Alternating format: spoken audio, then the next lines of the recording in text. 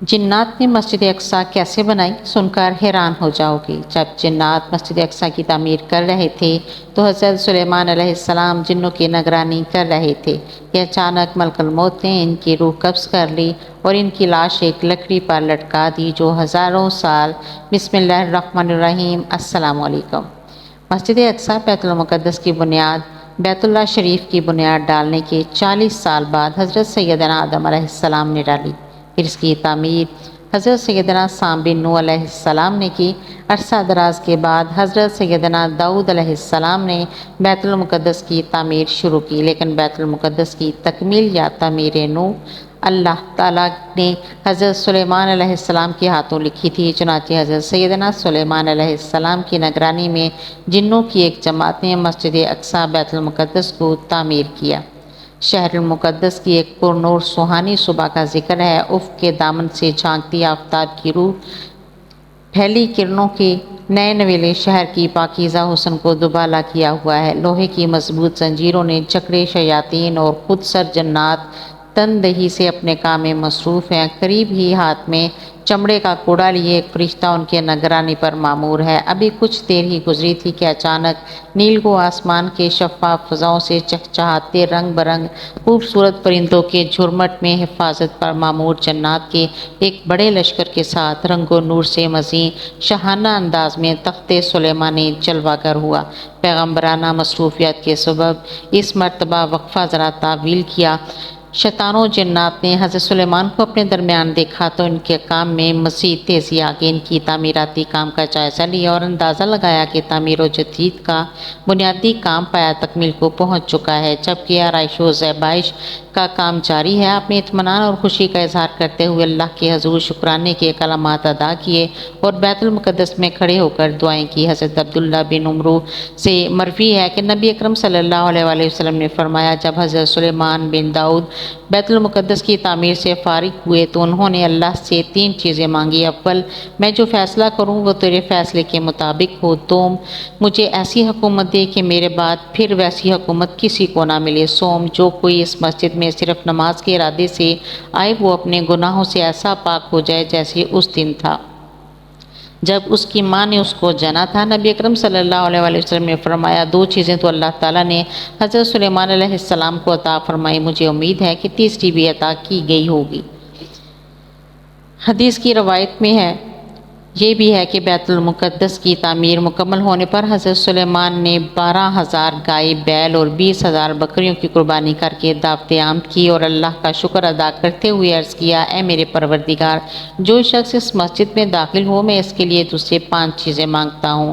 ایک یہ کہ جو گناہ گار توبہ کے لیے مسجد میں آئے تو اس کی توبہ قبول فرما کر گناہ معاف فرما دے۔ دوسری یہ کہ جو شخص کسی خوف و خطرے سے بچنے کے لیے مسجد میں آئے تو اسے اپنے امن دے کر خطرات سے نجات دلا دے۔ تیسری یہ کہ جو بیمار شخص اس مسجد میں داخل ہو اسے شفا عطا فرما۔ چوتھی یہ کہ جو فقیر اس میں داخل ہو اسے غنی کر دے، اور 5ویں یہ کہ جو شخص اس میں داخل ہو جب تک وہ اس میں رہے تو اپنی نظر عنایت و رحمت اس پر رکھ، بجز اس شخص کے جو کسی ظلم یا کفر کے کام میں مشغول ہو۔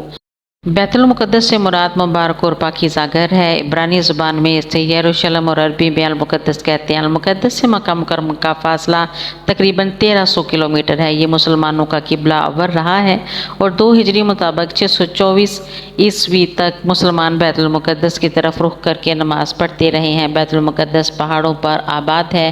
انہی پہاڑی سلسلوں میں سے ایک پہاڑی کا نام کوہ صہیون ہے، جس کے نام پر یہودیوں کی عالمی تنظیم تحریک صہیونیت قائم کی گئی۔ سب سے پہلے حضرت یعقوب نے وحی الہی کے مطابق مسجد بیت المقدس کی بنیاد رکھی۔ حضرت یعقوب کا دوسرا نام اسرائیل تھا، اسی نسبت سے آپ کی اولاد بنی اسرائیل کہلائی۔ 961 قبل مسیح میں حضرت سلیمان نے مسجد اور شہر کی تعمیر و تجدید کروائی۔ یہی وجہ ہے کہ یہودی مسجد بیت المقدس کو ہیکل سلیمانی کہتے ہیں۔ 586 قبل مسیح میں ملک بابل عراق کے بادشاہ بخت نصر نے اس خوبصورت شہر کی اینٹ سے اینٹ بچا دی اور 1 لاکھ یہودیوں کو غلام بنا کر عراق لے گیا۔ پھر لگ بھگ 50 سال بعد 539 قبل مسیح میں شہنشاہ فارس سائرس اعظم نے باب الفتح کی اور یہودیوں کو بیت المقدس جانے کی اجازت دے دی، جہاں انہوں نے بیت المقدس شہر اور ہیکل سلیمانی کی دوبارہ تعمیر و مرمت کی۔ 70 عیسوی میں رومی جنرل ٹائٹس کے ہاتھوں ایک بار پھر یروشلم اور ہیکل سلیمانی تباہ ہوئے۔ 17 ہجری بمطابق 639 عیسوی میں عہد فاروقی میں رومیوں سے ایک معاہدے کے تحت بیت المقدس پر مسلمانوں کا قبضہ ہو گیا۔ اموی خلیفہ عبد الملک کے دور میں مسجد اقصیٰ کی تعمیر عمل میں آئی۔ 1099 عیسوی میں پہلی صلیبی جنگ کے موقع پر یورپ کے مسیحیوں نے بیت المقدس پر قبضہ کر کے 70,000 مسلمانوں کو شہید کر دیا۔ 1187 عیسوی میں بمطابق 538 ہجری تک سلطان صلاح الدین ایوبی نے 16 جنگیں لڑی، یہاں تک کہ بیت المقدس کو عیسائیوں کے قبضے سے آزاد کروا لیا، جس کے بعد یہاں 761 برس تک مسلمانوں کی حکومت رہی۔ دسمبر 1917 میں پہلی جنگ عظیم کے موقع پر انگریزوں نے بیت المقدس اور فلسطین پر قبضہ کر کے یہودیوں کو آباد ہونے کی اجازت دے دی۔ نومبر 1947 میں اقوام متحدہ کی جنرل اسمبلی سے یہود و نصارہ کے گٹھ جوڑ سے ایک سازش کے تحت اس علاقے کو فلسطین، عرب اور یہودیوں میں تقسیم کر دیا۔ 14 مئی 1948 کو یہودیوں نے پہلی صہیونی ریاست اسرائیل کے قیام کا اعلان کر دیا۔ 15 مئی 1948 کو پہلی عرب اسرائیل جنگ چھڑی، جس میں اسرائیل نے امریکہ اور یورپی ممالک کی مدد سے عربوں کے ایک بڑے حصے پر قبضہ کر لیا، جس کے نتیجے میں 75,000 فلسطینی بیکار ہو گئے۔ 5 جون 1967 کو عرب ممالک اور اسرائیل میں تیسری بار جنگ کا آغاز ہوا۔ اس 6 روزہ جنگ میں اسرائیل نے پورے فلسطین پر قبضہ کر کے فلسطینیوں پر ظلم و ستم کے پہاڑ توڑ دیے۔ یہودیوں کے بقول 70 عیسوی میں جنرل ٹائٹس کے ہاتھوں تباہی کے بعد ہیکل سلیمانی کی ایک دیوار کا کچھ حصہ محفوظ ہے، جہاں 2000 سال سے یہودی زائرین آ کر رویا کرتے ہیں، اسی لیے اسے دیوار گریہ کہا جاتا ہے۔ یہودی مسجد اقصیٰ کو شہید کر کے یہاں ہیکل سلیمانی تعمیر کرنا چاہتے ہیں، اور اپنے اسی مذموم مقصد کی تکمیل کے لیے انہوں نے بیت المقدس کو دارالحکومت بنا رکھا ہے۔ علامہ ماد الدین ابن کثیر اپنی شہر آفاق کتاب قصص الانبیاء میں مشہور مفسر قرآن اسماعیل بن عبد الرحمن، جو صدی کے نام سے مشہور ہیں، ابو المالک اور ابو صالح کے واسطے سے حضرت عبداللہ بن عباس اور دیگر کئی صحابہ رضوان اللہ علیہم اجمعین سے ایک واقعہ نقل کرتے ہیں کہ حضرت سلیمان بیت المقدس میں کئی ماہ تنہائی میں بسر کرتے تھے۔ وہ اپنا کھانا وغیرہ بھی ساتھ رکھا کرتے تھے۔ آپ کی وفات کے آثار اسی طرح شروع ہوئے کہ صبح جب اٹھتے تو بیت المقدس میں کوئی پودا لگا ہوتا، آپ اس سے پوچھتے تیرا کیا نام ہے، وہ بتا دیتا۔ پھر سوال کرتے تو صرف درخت ہے یا کسی دوا کے لیے اگایا گیا ہے؟ عرض کرتا کہ فلاں دوا کے لیے، تو آپ اسے اسی دوا میں استعمال کروا لیتے۔ ایک مرتبہ آپ نے ایک نیا پودا لگا دیکھا تو اس سے پوچھا تیرا کیا نام ہے؟ عرض کیا خروبہ، یعنی خرابی و ویرانی، میرے اگنے سے اب اس گھر کی ویرانی ہے۔ پھر آپ نے پوچھا کس گھر کی؟ عرض کیا بیت المقدس کی خرابی و ویرانی کے لیے ہوں۔ آپ نے فرمایا یہ کیسے ہو سکتا ہے، میں ابھی زندہ ہوں اور اللہ پاک اس بیت المقدس کو ویران فرما دے، لہٰذا اب میری موت کا وقت قریب معلوم ہوتا ہے، اور تیرے چہرے پر میری ہلاکت اور بیت المقدس کی ویرانی لکھی ہوئی ہے۔ پھر آپ نے اس پودے کو اکھاڑ کر اپنے ایک باغ میں لگا دیا، پھر محراب میں داخل ہوئے اور اپنے عصا کے ساتھ ٹیک لگا کر نماز پڑھنے لگے، اور اسی حالت میں وفات پا گئے۔ شیاطین جنات کو آپ کی وفات کا علم نہ ہو سکا۔ حضرت سلیمان کی وفات کا تذکرہ قرآن کریم میں اللہ تعالیٰ نے یوں فرمایا، ترجمہ: پھر جب ہم نے سلیمان علیہ السلام پر اجل کا حکم صادر فرما دیا تو ان جنات کو ان کی وفات پر کسی نے آگاہی نہ دی سوائے زمین کی دیمک کے، جو ان کے عصا کو کھاتی رہی۔ پھر جب آپ کا جسم زمین پر آ گیا تو جنات پر ظاہر ہو گیا کہ اگر وہ غیب جانتے تو اس ذلت انگیز عذاب میں نہ پڑے رہتے۔ اسماعیل صدی رحمۃ اللہ علیہ کے حوالے سے لکھتے ہیں کہ حضرت سلیمان علیہ السلام کی زندگی ہی میں بنی اسرائیل میں یہ خود ساختہ گمراہی شروع ہو گئی تھی کہ نعوذ باللہ حضرت سلیمان کا سکھایا ہوا علم سحر ہے، اور نعوذ باللہ حضرت سلیمان علیہ السلام اس جادوئی کی وجہ سے اتنی بڑی حکومت کے مالک تھے۔ قرآن مجید نے بنی اسرائیل کے لگائے ہوئے اس بہتان کی مطلب تردید کی اور حضرت سلیمان کی پیغمبرانہ عظمت کو نمایاں اور روشن کرتے ہوئے بتایا کہ حضرت سلیمان کا دامن جادو کی نجاست سے پاک ہے۔ اس کے ساتھ ہی بنی اسرائیل نے یہ کہنا شروع کر دیا تھا کہ جنات علم غیب جانتے ہیں۔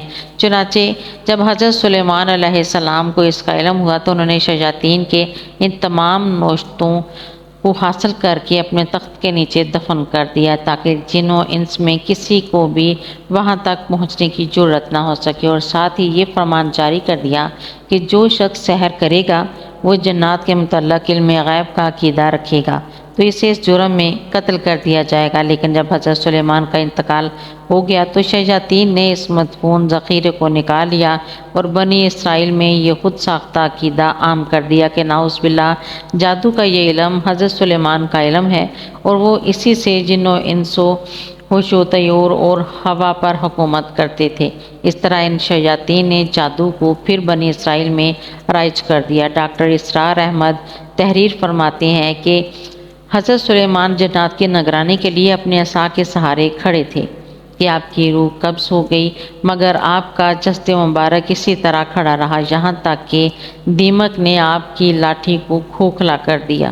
اس دوران جنات آپ کی وفات سے بے خبر کام میں مصروف عمل رہے، وہ یہی سمجھتے رہے کہ آپ ان کی نگرانی کر رہے ہیں۔ پھر وہ گر پڑے تو جنات پر واضح ہو گیا کہ وہ غیب کے علم جانتے تو اس ذلت کے عذاب میں نہ پڑتے۔ مولانا احمد رضا خان بریلوی کنز الایمان میں بیان فرماتے ہیں کہ حضرت سلیمان نے بارگاہ خداوندی میں دعا کی تھی کہ ان کی وفات کا حال جنات پر ظاہر نہ ہو تاکہ انسانوں کو معلوم ہو جائے کہ جن غیب نہیں جانتے۔ پھر آپ محراب میں داخل ہوئے اور حسب عادت نماز کے لیے اپنے عصا پر ٹیک لگا کر کھڑے ہو گئے۔ جنات حسب دستور آپ کی خدمت میں مصروف رہے اور یہ سمجھتے رہے کہ آپ زندہ ہیں۔ آپ کا عرصہ دراز تک اس حالت میں رہنا ان کے لیے حیرت کا باعث نہیں ہوا، کیونکہ وہ بار بار دیکھتے تھے کہ آپ 1 ماہ 2 ماہ یا اس سے بھی زیادہ عرصے تک عبادت میں مصروف رہتے تھے، حتیٰ کہ پورے 1 سال تک جنات کو آپ کی وفات کا علم نہ ہو سکا۔ اگر انہیں غائب کا علم ہو جاتا تو 1 سال تک عمارت کے کاموں میں تکلیف اٹھاتے نہ رہتے۔ دکھ درد امراض موت کے قاصد ہیں۔